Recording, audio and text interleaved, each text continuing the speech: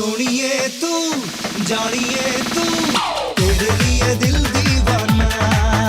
একসময় টালিগঞ্জের পর্দায় যে জুটি তৈরি করেছিল রোমান্টিক আবহ, দীর্ঘ বিরতির পর সেই জুটি ফিরছে নতুন চমক নিয়ে। একসঙ্গে পর্দায় দেব শুভশ্রী। একসময় এই নাম দুটোই ছিল দর্শকের আগ্রহের অন্যতম কারণ। তারপর কেটে গেছে দীর্ঘ 11 বছর।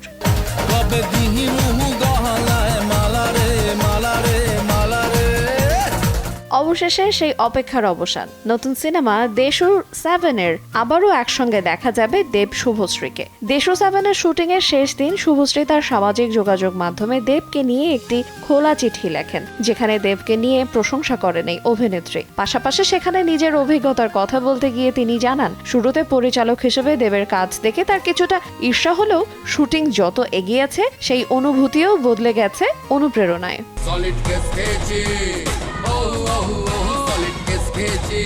দেবের নির্মাণ ভাবনা, গল্প বলার ধরন আর কাজের প্রতি তার দৃষ্টিভঙ্গির প্রশংসা করেছেন শুভশ্রী। তার বিশ্বাস, পরিচালক হিসেবে দেবের সামনে রয়েছে উজ্জ্বল ভবিষ্যৎ। আর দেশু 7 মুক্তির পর দর্শক আবিষ্কার করবেন এক নতুন দেবকে।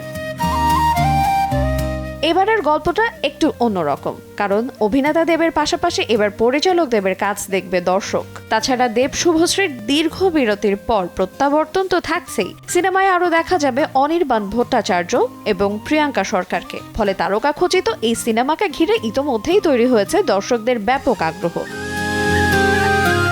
আগামী 16 অক্টোবর প্রেক্ষাগৃহে মুক্তি পাওয়ার কথা রয়েছে সিনেমাটির। এখন দেখার বিষয় হলো 11 বছর পর নতুন গল্পে দেব শুভশ্রীর প্রত্যাবর্তন কতটা জাদু ছড়ায়, আর পরিচালক দেব দর্শকের প্রত্যাশা কতটা পূরণ করতে পারেন। আইরিন আয়াত, সময় সংবাদ।